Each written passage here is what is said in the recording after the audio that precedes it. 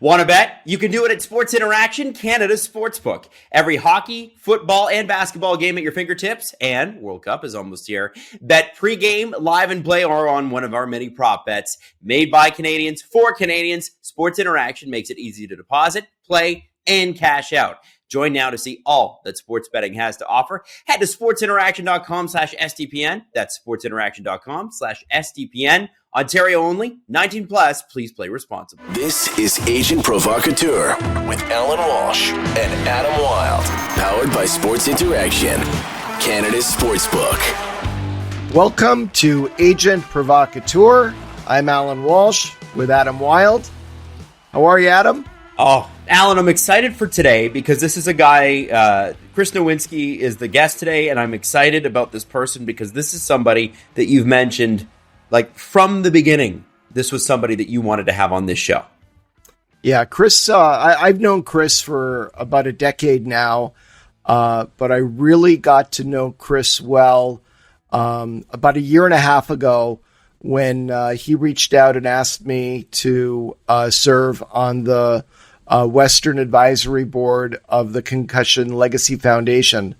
And in my role on that board, I've been interacting with Chris on a regular basis, and he's somebody that I admire tremendously. He's a remarkable individual.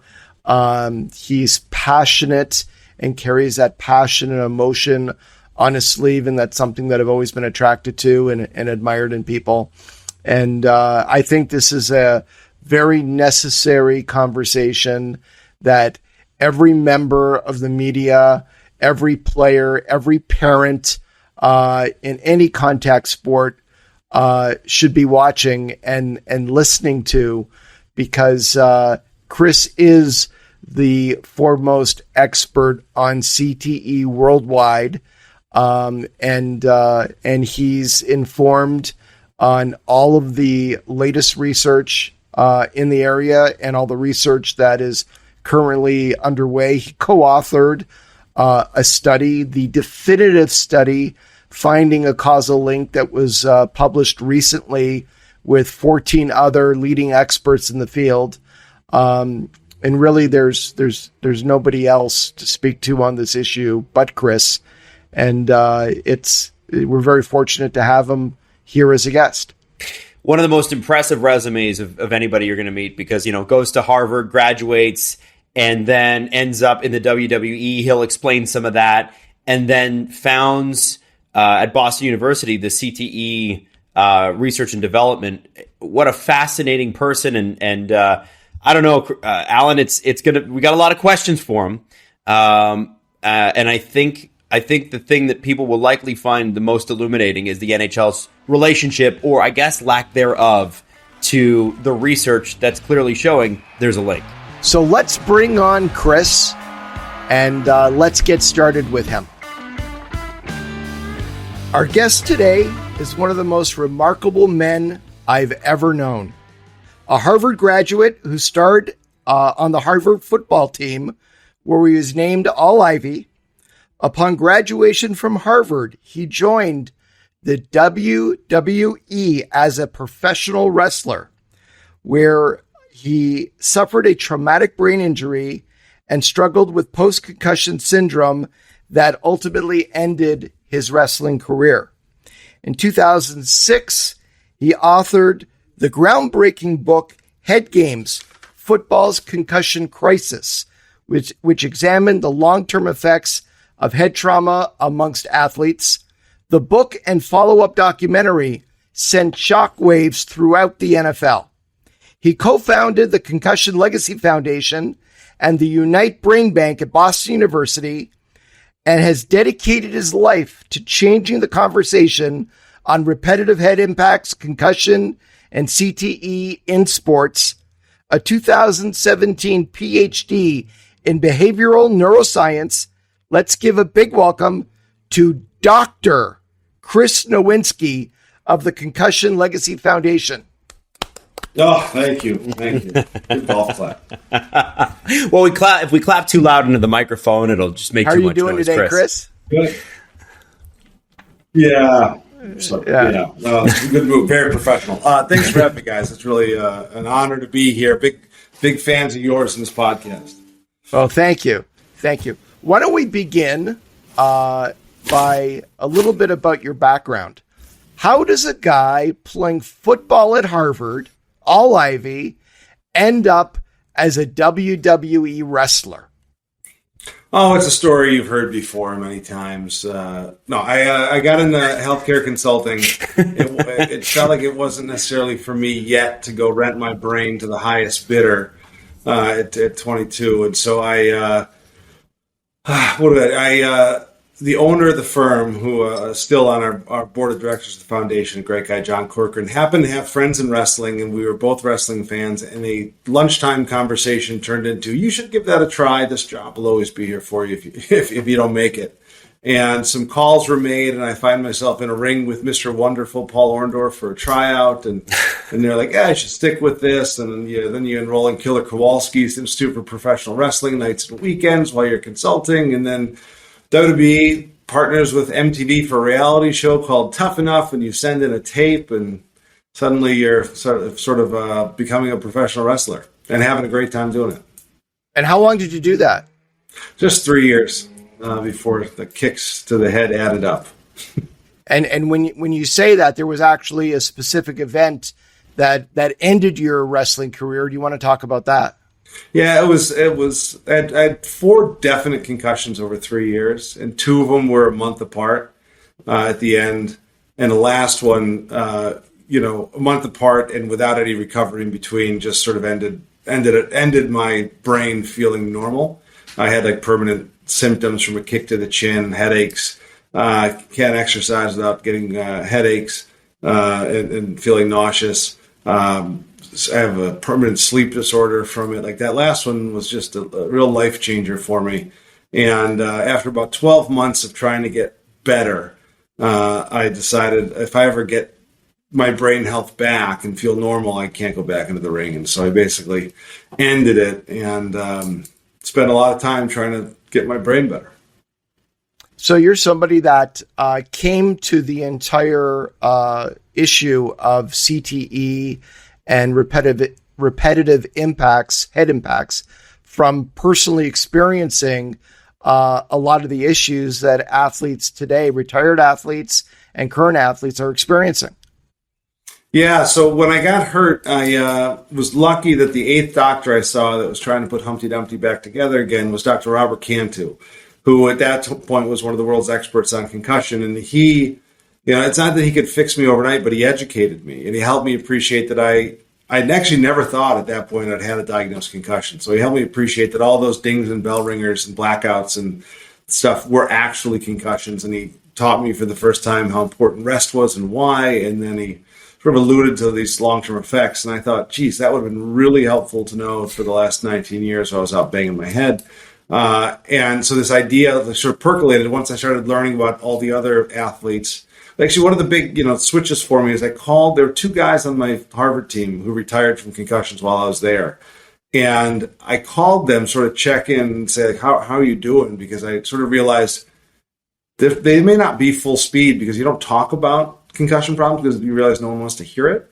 So I was sort of shocked to learn they were both still symptomatic. They never got back to 100%. And it helped me realize there was this issue going on below the surface that no one was talking about, and that it could easily be changed because athletes don't like to destroy themselves. And if they just knew what they should do when they get concussions and understood them, that they could not end up where I was. So what is CTE? Can you tell everybody what it is? So CTE is something we've learned about really over the last 17 years. It's called chronic traumatic encephalopathy. It's a brain disease that's caused by repeated head impacts. It's something that we now know. We used to think, concussions really mattered for this disease, but now we know that a lot of those hard hits that you feel fine are still damaging your brain. And so repetitive hard head impacts can spark this degenerative process that sticks with you even after you stop playing. It has 4 stages as it progresses. The 4th stage, you basically almost always have dementia. And on the way, you go through sort of a roller coaster of symptoms that progressively get worse. Your cognition progressively gets worse. You could have mental health disorders that we think are caused by the disease's progression. And we started a brain bank to sort of figure this out in partnership with Boston University back in 2008. And is it possible to get CTE if you've never had repetitive subconcussive hits to the head? So what we know today is that people have scoured some of the world's brain banks and some of the largest ones. We don't see anybody with this disease who just had one concussion. In the absence of repeated head impacts, there's not any case anyone's confident that just one concussion caused it. There's something about the repetition, the inflammatory cycles that pile upon each other, that this very abnormal 50 or 100 hits a week that is starting. And even the other piece of data that's important is in nearly 1,000 cases that have been diagnosed, about 20% of them never had a diagnosed concussion. Now, of course, we know that most people never reported their concussions, but it gives us good confidence they were not knocked unconscious, or at least for any period of time. So that idea that, again, you have to feel something to have your brain being damaged, we now know is naive. How do you confirm a CTE diagnosis? So when you get into the brain disease world, you realize that almost all brain diseases can't be confirmed until you actually look at the brain under a microscope. Basically, there's a lot of different ways that brains can break down, whether it's certain proteins going haywire, certain regions of the brain getting progressively impacted. And so you actually, to diagnose it with confidence that 100%, you have to look at it under a microscope. So, and with the other diseases that we've studied for longer, we now have clinical diagnostic criteria, but they're only right, somewhere between 60 to 80% of the time. So if you go to a doctor with Alzheimer's disease and they tell you have Alzheimer's, they're not sure you have Alzheimer's. You look like you have Alzheimer's, but they may find out after you die that it was a different disease that was causing symptoms that look like Alzheimer's. And so that's sort of where we are. And you said they examine the brain. What are they looking for when they do that? So it wasn't until 2015, based on the work of our Unite Brain Bank that we co-founded with Boston University with Ann McKee. Ann McKee was able to diagnose so many cases that she was able to sort of identify what's unique about CTE, what they call the pathognomonic lesion of CTE. What differentiates it from every other disease? And essentially, you have a protein in your brain cells called tau. And this tau is sort of a structural element that's holding together parts of your axon, the really long, thin projection from a neuron that's about 1/20th the width of a human hair. You stretch that, and what you find is the tau can start to crumble. And you see this tau become misfolded. It used to hold something together like this. Now it crumbles, and you're able to actually use an antibody and stain it by hand, and you can see this misfolded tau gets brown. Where you see the brown, that's where you have damage. And the damage tends to be at the depths of the sulcus, so you have hills and valleys on the surface of your brain. Your cortex is sort of crammed in. The problem here, the reason why I think CT is being caused by head impacts is it's a physics issue. If you take any shape that looks like a brain, and you twist it rapidly, all the energy goes to the bottom of those valleys on the surface of the brain. And so that's where we see it first. So we believe it's just more energy is going down there, pulling axons apart. And it's also usually around blood vessels, because blood vessels are of a different strength than your brain tissue. And so you get this shearing energy. And so the impacts are driving this damage to the depths of the sulcus, where it will spread from there throughout the brain for the rest of your life. So in 2016, the NFL, through their lawyer, Jeff Miller, speaking before a congressional committee, finally acknowledged that repetitive head impacts that occur routinely in football are a causation factor in developing CTE. Talk about that moment and how that came about. Yeah, so to be perfectly honest, if you go back and watch the tape, that was an interesting moment. So what happened was Jeff Miller was asked, does it cause CTE? And he said, certainly it's linked. Certainly football is linked. He used the word linked. And he was about to give another sentence that would have been couching it down to, but we don't know this, we don't know that, which is sort of what the corporations do. And the Congressman Jan Schakowsky cut him off and just said, saying it's linked? Okay. And that got sort of written up by the press as that was the first time the NFL even said it was linked. And that sort of turned into like most people's interpretation of linked is caused by. And so that became sort of the story that came out of that event. But I don't think they ever intended to say it was caused by. And then various people tried to walk back that statement, like Jerry Jones, other people saying, I still don't buy it. But the NFL sort of asked, is that really what you believe? And they were sort of forced to say yes. So, but I don't know how much they believe that, because, people like the NFL are still recruiting 5-year-olds to play tackle football. And if they really believed that it was causing a brain disease, that would be a really awkward policy. It would be like handing out cigarettes to kids on the corner. So I don't exactly know where the NFL stands on this even today, but it was a big deal because it did change the conversation quite a bit, that they at least accepted it was linked. So you talked about changing the conversation. Why don't we switch to the NHL and hockey? Are the hits that typically appear in a hockey game the kind of hits that could lead to someone later in life developing CTE? There's no question about it, that the hits you take as a hockey player, whether it's elbows to the head or whether you're falling on the ice or going into the boards, could cause CTE. Basically, this has now been found in every contact sport.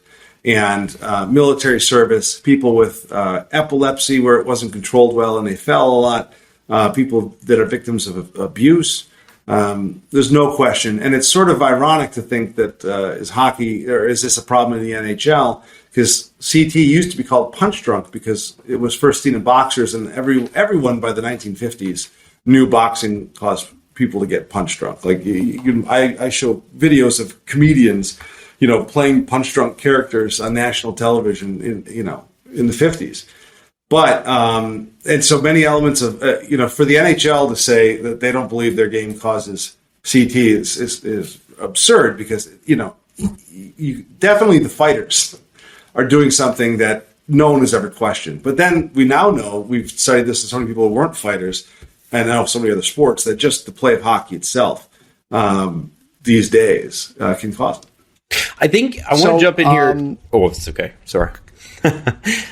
Go ahead, Adam. The one thing that, Allan, I think you mentioned, and you mentioned it as subconcussive, and I picked that up as a fan of the game. Subconcussive is what you wouldn't consider a concussion, but still a hit to the head. Is that correct?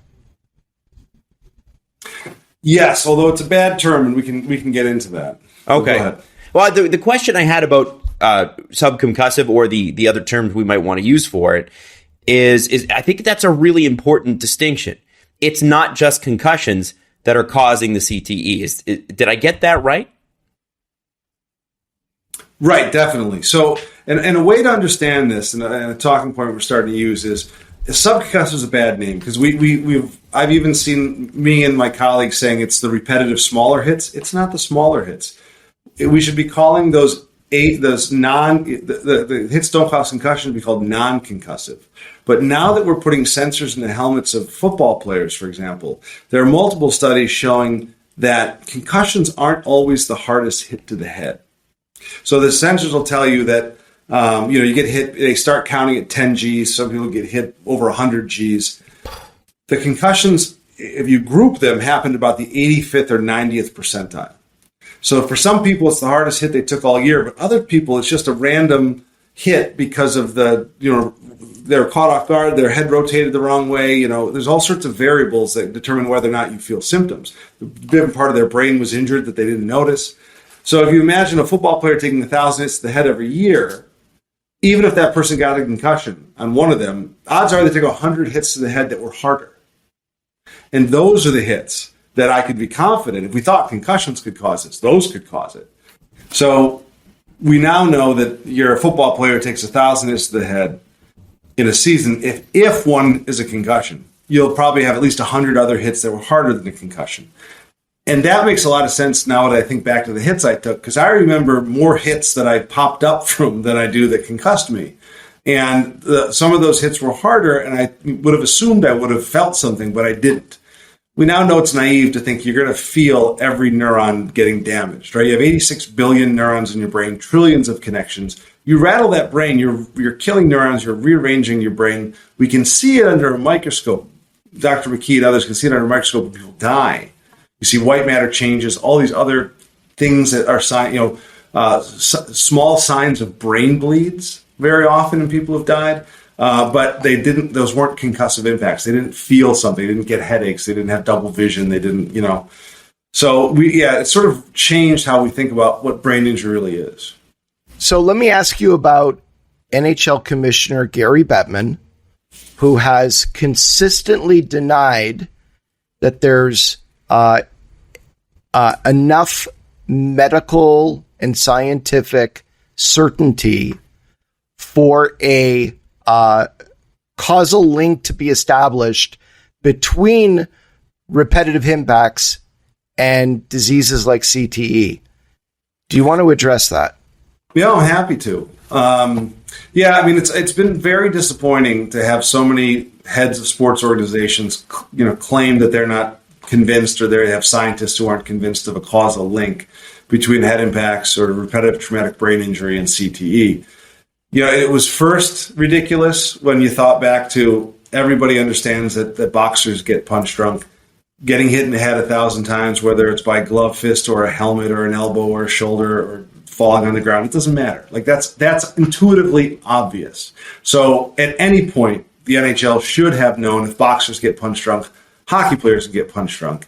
It would just be a question of what's the risk. And then the question then becomes, when could they have said, we're convinced? They could have said, we're convinced when we started finding this in the NFL players was first published in 2005, or NHL players, it was first seen in 2009, Reggie Fleming. They didn't acknowledge it then. In 2014, the head of the National Institutes of Neurological Disorders and Stroke and the head of research on CT for the Department of Defense both said it's obvious, it's causal, that's what the evidence says. They could have said it then, they didn't. Now we're at the point where in 2019, the CDC said they're convinced of cause and effect. And now last month, the National Institutes of Health, which is the NINDS, which runs CT for National Institutes of Health, they said they're convinced. And so everybody important is convinced, everybody independent, everybody unbiased. The true experts in our country of looking at a world of scientific research and drawing conclusions on cause and effect, they're convinced. And so now it's just depressing to watch that sports leagues aren't following yet, because these sports leagues have more than just a responsibility to their players, although they have a clear one to their players, but they have responsibility for the game. And they have a lot of influence into the youth game and teenagers and what people know and what people understand. CTE, we now know, is an entirely preventable disease. But it's a disease we cannot diagnose in people, we cannot treat. And so the longer that people like Gary Bettman keep saying they're not convinced, or their doctors that they have to hire are not convinced, the longer people will continue to get hurt without knowing or accepting that risk. And to me, as a former athlete who was willing to run through walls for a whole lot of people who I now realize may not care about me at all, I think it's a shame that people are still being lied to about the truth about CT. Well, Gary says we need more research, that the research isn't there, the findings aren't there. There's nothing more than some anecdotal evidence. That's a quote of his from a few years ago. He's testified before a Canadian Parliamentary Committee saying there is not enough evidence. The research is really in a nascent state, really at the very beginning. How do you address that? Well, that sort of falls under the Big Tobacco playbook and Merchants of Doubt. If you ever are a movie buff, or if you haven't seen it yet, go watch Thank You for Smoking, where they literally is a consultant teaching people how to say these things of we need more research, we need more research. It's not conclusive. Conclusive is a big word they like to use. But then when you actually dig into how you determine cause and effect and how you make policy decisions around it, the answer is you always need more research. But there comes a point where you can evaluate the preponderance of evidence and determine whether or not to make a leap from saying an association to causation. So one of the things we did was I got together with a number of the scientists in our global brain bank. So we starting brain banks around the world, Brazil, Australia, New Zealand, to try to get more scientists working on CT, validate what we're finding in the States, they're also finding there. So that's been wildly successful. They used to say this was just an American problem or a North American problem. Now we know it's a global problem because we've seen CTE in these other sports in these other countries. But we got together and we reviewed the cause and effect criteria through what's called the Bradford-Hill guidelines, which most people are not familiar with, but it's a very interesting and special set of guidelines. Basically, Sir Austin Bradford Hill was one of the first people to figure out and provide the evidence that smoking caused lung cancer. It's part of a famous study in 1950, studying doctors in the UK who smoked and who didn't smoke and understanding that the smokers got the lung cancer. So, as his career went on and he became one of the world's experts in environmental causation, he developed this criteria, 9 different ways you can look through the literature that would inform your position on causation. And so we decided to look at the CT literature, the repetitive head impacts, through this model. And we were actually surprised at how amazingly strong the evidence is and how closely it lines up. That not only is it it's almost impossible to doubt that head impacts are causing CT, but also there's not another hypothesis anywhere in the world that's reasonable for why this is happening almost exclusively to athletes and veterans. Things like strength of association. Here's an interesting note for you. The Mayo Clinic, our brain bank, the Boston University VA, and the Department of Defense have now all published studies of hundreds of brains, finding that only the athletes get it. The people who weren't exposed to sports don't get it. And we're talking about literally hundreds and hundreds of people. So that gives you a statistical strength that's sort of mind-blowing in terms of the odds of this being sort of a chance finding. But also, again, it's been found in all these other countries. It lines up to exactly what the physics I mentioned earlier lines up exactly in terms of the mechanism, what we understand. They even found what looks like CTE just this spring in muskox from Greenland who would ram heads all day. So we used to sort of laugh that maybe they don't get it, but they actually have brains shaped a little bit like humans. And they found that the energy goes to the depths of the sulcus, and that's where you see this special lesion. So everything lines up to it. And people have floated alcohol or drugs or other things. None of that's true. That's all been now reviewed, and you do not get this disease from those things. You get other problems, but you don't get this disease. So there's nowhere else to stand on this. It's sort of interesting to watch some of the sports leagues now sort of flailing to find other reasons why they can keep this sort of cover up going in a sense. So people are saying that the studies aren't the right kind of studies and these other things. Again, the NIH and the CDC both reviewed the data. You don't have to have perfect studies to conclude cause and effect. It takes, we can't ever do a double-blind, placebo-controlled study on CT. We cannot separate twins at birth and only hit one in the head and have the other one protected from all head impacts and figure this out. So we have to interpret the research we have, and the research we have to most of the world's experts on dementia and other things is conclusive. How many NHL players are you aware of that have had their brains examined after death at the Boston University Brain Bank? I don't know the exact number. I think we're over 15 now. And how many have been found to have CTE? All but one. So I'm going to read you some names of some fantastic players who've played in the NHL in the past who are no longer with us. Stan Mikita. Was his brain found to have CTE? Yeah, and I actually got a chance to meet with him before he had severe dementia and spent some time with him. He was such a sweet guy. Bob Probert. What about him? Yep, he had CT. Derek Bugard. Yes, sir. Steve Monador. Yes, not our case, but yes. Jeff Parker. Yes. Wade Belak. Yes. Larry Zeidel. Yes. Reggie Fleming. Yes, sir. Rick Martin. Mm-hmm. Todd Ewan. Yes. And Dan Maloney. I believe so. And just this week came news of Marek Svatos. Right.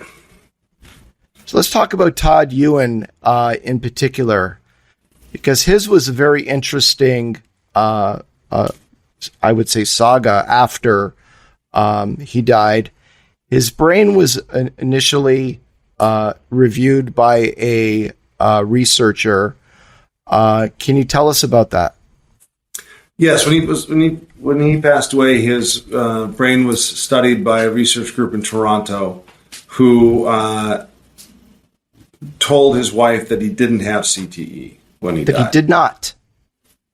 Yes, and then the real troubling part was that was used by Gary Bettman specifically to claim that all this talk about CTE was scaring people into killing themselves who were healthy, and created this sort of narrative that it wasn't the disease, it was the conversation about the disease. And what ultimately happened with regard to Todd Ewan and a CTE diagnosis? So his wife didn't believe that story and that diagnosis, partially because Todd wasn't just concerned about having CTE. He was actually getting lost in his own neighborhood. He was forgetting, significant events. He was deteriorating cognitively, which is most closely associated with CTE. And it's really hard to deteriorate cognitively without having a disease going on in your head, outside of some standard things. I mean, your cognition is sensitive to sleep and other things, but to have a multi-year progression usually means something's going on. So she had his brain sent over to Dr. McKee at Boston University, and Dr. McKee diagnosed it at stage 2 CT. It was pretty obvious. I mean, these mistakes can be made. So what has happened before in these situations is that you basically have to have an antibody, that live antibody stain real tissue. And sometimes that antibody can go south, 1% of the time, whatever it is. And when it's often caught because nothing stains. And so you realize like everyone has some protein wrong somewhere. And when you get nothing, people sometimes double check. But if you were expecting to see nothing, you may not double check. So I don't think there was fraud or anything like that. But I do think a mistake was made that maybe wasn't investigated as closely because, I think the tissue, other people looked at the tissue too. Like he definitely had it. Did the original researcher who made the no CTE diagnosis ever acknowledge the error? That I don't remember exactly what she said. I think there was, the question. I think she felt like she did everything right and she didn't see it. But again, now that it's been seen all but one NHL players, the odds that he didn't have it when he was also got involved in a lot of fights are very slim. So I think a mistake was made somewhere. Okay. Have you ever, with all this evidence and research that you have you ever tried reaching out to Gary Bettman directly to say, hey, come on in, sit down with us. Let's show you and your doctors and your people what we have here? Yeah, we actually went to see the team, Bill Daly and Gary Bettman, and one of the doctors, Ruben Eshamendia. It might have been right after Reggie Fleming, so it might have been around 2010 or so, where, our goal was not always to be antagonistic towards these leagues, and we were thinking, NHL was early on concussion protocols, like maybe they would be happy to know this and could make some changes because we sort of, I think I won't speak for anyone else, but we sort of looked at like football's got a problem, like tackling and blocking is going to cause CTE no matter how you do it.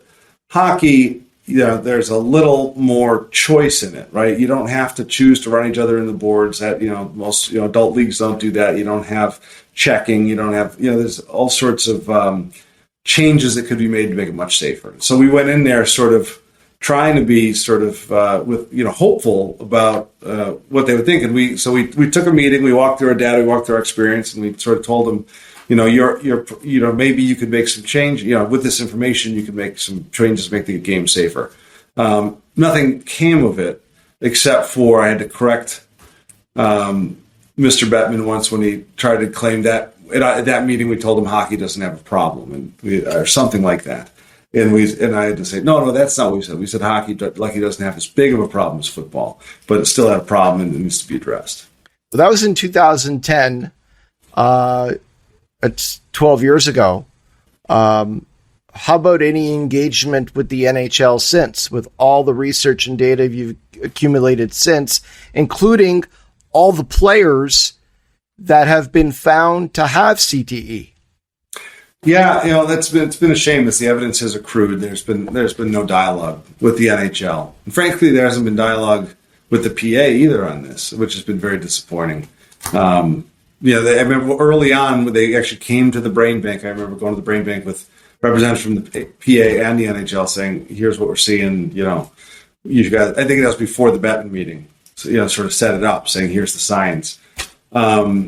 And I always find it a little surprising that nobody calls to ask what we're finding, what might be coming out ahead, because findings are always delayed a year or two with publications in terms of the peer review process. So we might be able to tell them things that aren't even widely known yet because we care about preventing these people's brain damage and potentially early deaths. But no, we don't have a good dialogue in ice hockey right now. And why do you think that is? So one of the reasons I think the NHL has been able to sort of not talk about this is they don't have the same sort of scrutiny from the press on this, and I think they realize that. And so I remember an email from the general counsel from the NHL, Julie Grand, that came out due to the lawsuits, where she said, let's let this be the NFL's problem. Let's not, I don't know if she's referring to not funding research or not talking about it or whatever it was, but I think their goal is duck, and eventually, we'll either get worn out or the media will lose interest in the issue, or whatever it is. I mean, luckily that hasn't happened, and it's only gotten worse, and the evidence has only gotten stronger. So I don't know when they're going to finally flip, but I don't know what it means. Knowing that, I understand now that this Montador lawsuit is now going again in Cook County, Illinois. I think they realize that if they admit there's a link or admit there's causation, it'll be expensive for them, and they'll be sued from former families or families going forward. And so I think, honestly, I think this is just an easy legal decision for them, is deny and take the embarrassment over losing the money. And that's just, unfortunately, the world we live in. So Gary Bettman has consistently said, we need more research on this. We need more research. And he's also said repeatedly, the NHL is a family. We're a family. So has the NHL ever approached you to fund any of your groundbreaking research on CTE? No, I mean, to my knowledge, we're not at the foundation actually doing the research, but I don't think they've ever offered to fund Boston University or the VA or anybody. Yeah, I mean, it's one of those interesting issues that all these groups who are now just diagnosing over and over again in their pro athletes, they say we need more research, but they don't fund that research, nor do they ever fund research that might point to an alternative explanation for why all these people are getting this terrible brain disease and often very young.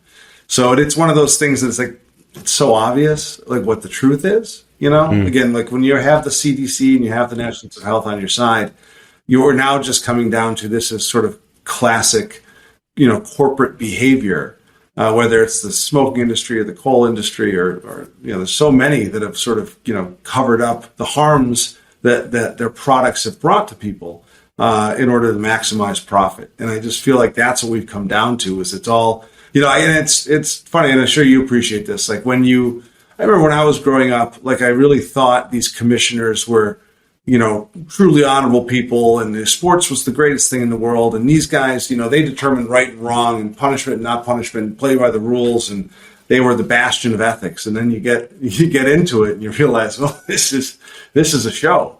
This is somebody who's put out to be the front for, all these super wealthy owners to keep the profit machine going. And in many cases, I would say they'll say anything to keep it going, to keep their job.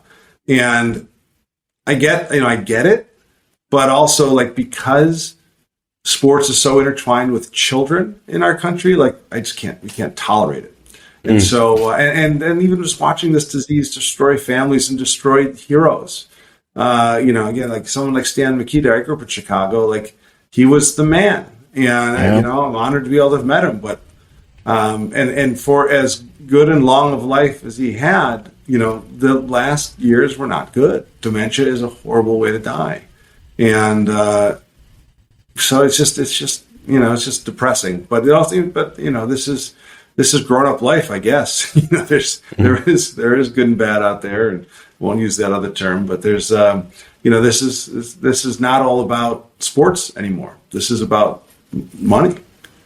Now, Chris, I've known you for about 10 years, but I've really gotten to know you well over the last year and a half. And full disclosure, I sit on your West Coast Regional Advisory Board, which I'm honored to be sitting on that board and to be involved and to participate, and for you giving me the opportunity to participate.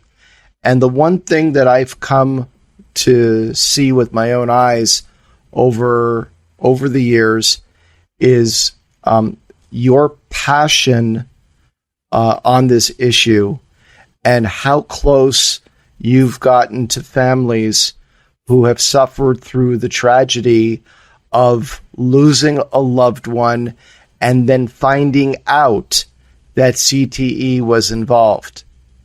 Do you want to talk about that at all?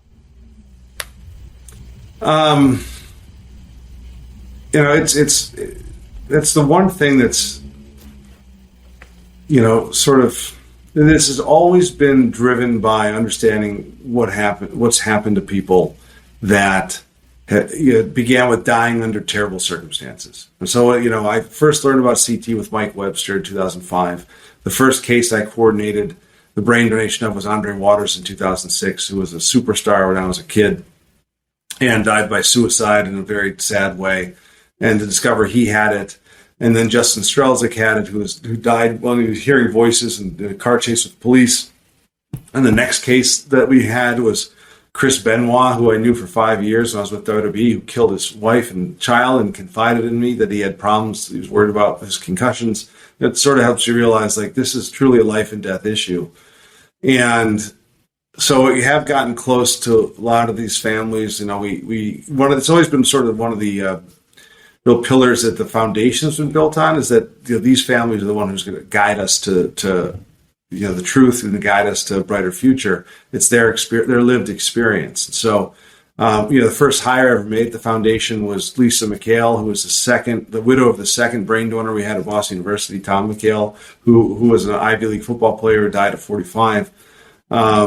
And she's been fantastic. We now have 1,000 member, like what we call legacy family community of all our brain donors that we stay engaged with, to continue to go back to them and learn about the symptoms they had and how to better help families living with this.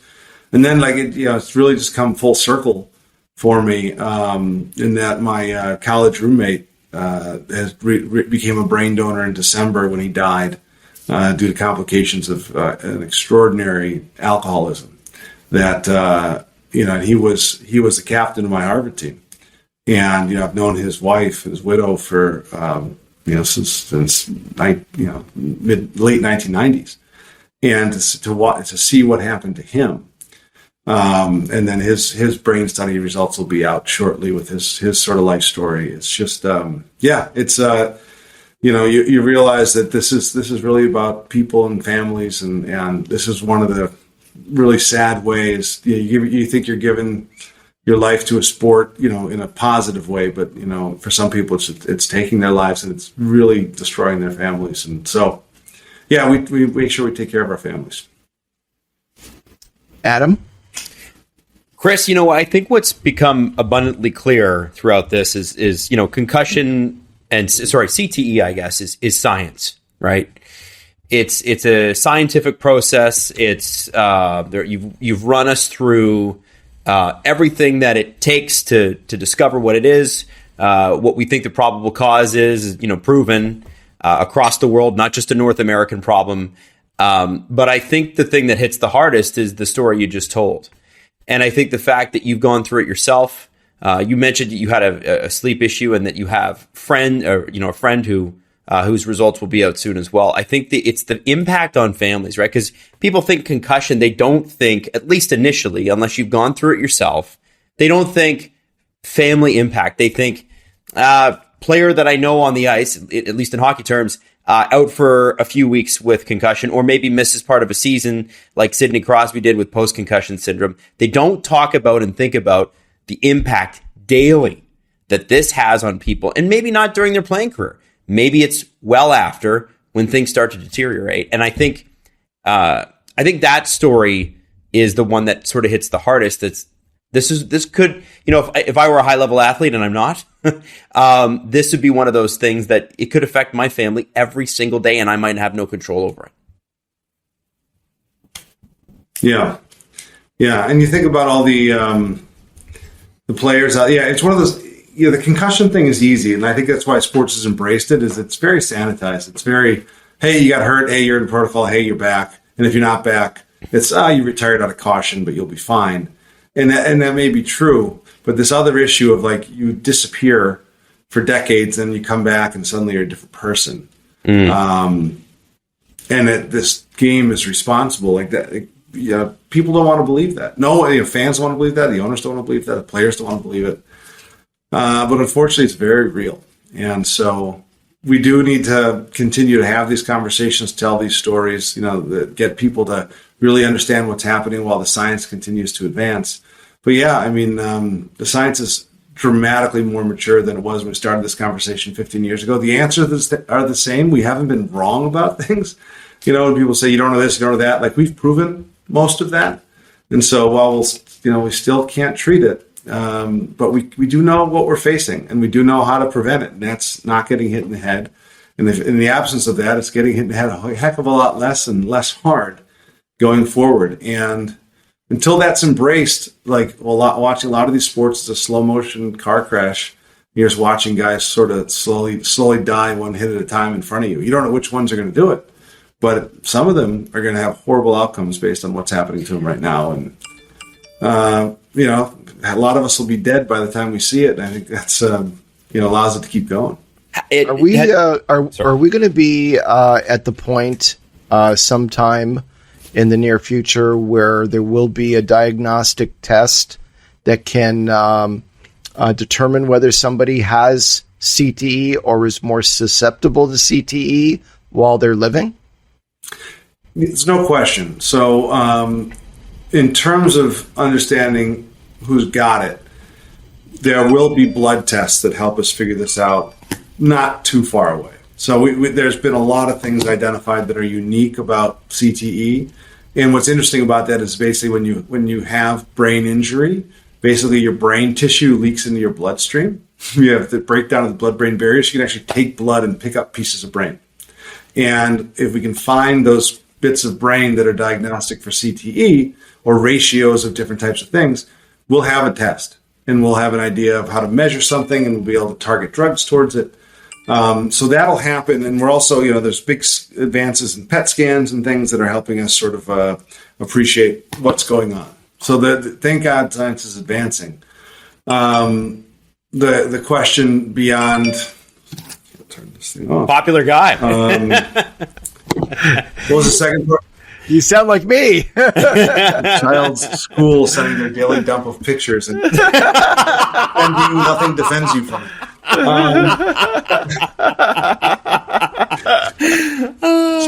Sorry, what was the second part of that question? I was asking you about a diagnostic. And then who's at risk? Yeah. Who's at risk is it's also important too, because right now the Boston University team's identified 4 or 5 genes that are related to CT, but they're only related to CT severity. They're not related to whether or not you get it. Basically, the odds that there is a gene that protects you from getting CTE is very unlikely. So, and I think back to the study we published in 2017 where he said 110 of the first 111 NFL players we studied had it, or, right now it's all but one NHL player. Like somebody in theory would have a variant that would protect them if one existed. But we do see a lot of variability in terms of how fast it goes. and how severe it becomes and how much it affects you. There's a million variables there that we are well known in Alzheimer's disease and other things. So just because you got it doesn't mean it's going to destroy your life. So the hopeful message is, you hear about the horror stories. The younger they die and the more spectacularly, that's what you learn about. There are a lot of people who live, well into their 60s or 70s without any symptoms, but then may succumb to dementia due to this. But, so I don't want people who think they might have it to panic. Like, just if you treat the symptoms, you stay away from drugs and alcohol, you live well, you should still live a nice, long life. But the horror story should be enough to make us take advantage of all these opportunities we have to prevent it. And that's why we tell those stories, is because it didn't have to be this way. Did it change? Has it changed your ability to enjoy impact sports? Football, which you played, hockey, anything else that, might be a part of it? Personally.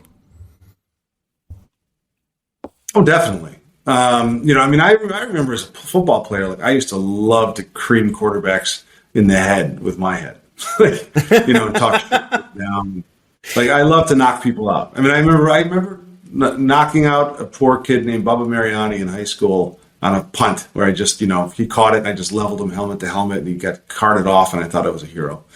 And as a fan, though, as this started to happen, you realize what the consequences are. Like, I no longer enjoy the big hits. Like, it's fine to see a good shoulder-to-shoulder tackle now and again, but you just realize, like, in my mind, like, we've all been sort of, trained from a young age to think this is normal behavior. None of the sports really have to be this violent or this rough, but because a business enterprise is built on it and someone's making money, there's not much willingness to change or experiment or go, oh, this was a bad idea. Why don't we play sports where people don't get a degenerative brain disease?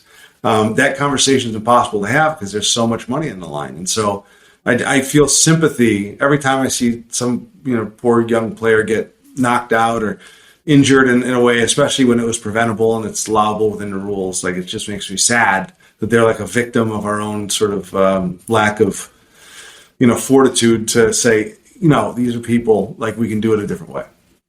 You were a very well sought out person after the recent events in the NFL with Tua. How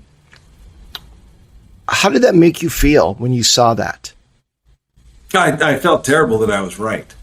So basically, I was trying, like, when I saw the first concussion on Sunday and saw that they claimed it was a back injury, like, I knew in my bones that, that's an absurd diagnosis. He had a concussion. We've always seen people covering up concussions, but he had so many obvious signs that any player would have tried to hide that he definitely had a concussion. And so then I called it out because, I didn't want to see people get put back in the game when they're that obviously concussed. But then I didn't want to see him play the next game. He had a Thursday night game coming up, and it looked like as the week went on, they were trying to claim it wasn't a concussion. I mean, the whole story doesn't add up. The idea he was never put in the concussion protocol because he would have been impossible to get back for Thursday, but they did still test him Monday, Tuesday, Wednesday. That became a talking point. So the idea that they didn't think they were wrong is a little absurd. I think they knew what they were doing, but they were still willing to roll the dice with his life and his career, despite the knowledge that, he's already had a concussion. To play 4 days later at a second concussion, that can be life-changing. That can be permanent symptoms. That can be second impact syndrome and death. And so when I saw a couple hours before that the NFL was actually promoting it as Tua versus Joe, I thought the NFL would try to put a stop to it. And I said, all right, fine. And so I tweeted, like, if he gets a second concussion tonight, this is so obviously easily seen coming that everybody should lose their jobs. And unfortunately, I was right. I remember I was hosting a fundraiser in New York, and at 9:30, my phone started blowing up and getting calls from the New York Times, and I was out doing interviews till 2 a.m. just to try to make a moment out of it so it doesn't happen to the next guy, because we could all see it coming. Basically, every quarterback has, 5 to 10% chance of getting a concussion in any game. But the idea that you could get 2 in 5 days, and it didn't take a genius to see this coming. You're more at risk when it happens. You're going to be slower in your reaction time. You make worse decisions. It was almost like Tua didn't see the guy who was coming to get him because I know he was faster than him. He could run away. So it was just sad. And luckily, he seems to be doing okay right now. But the end of this book is not written yet.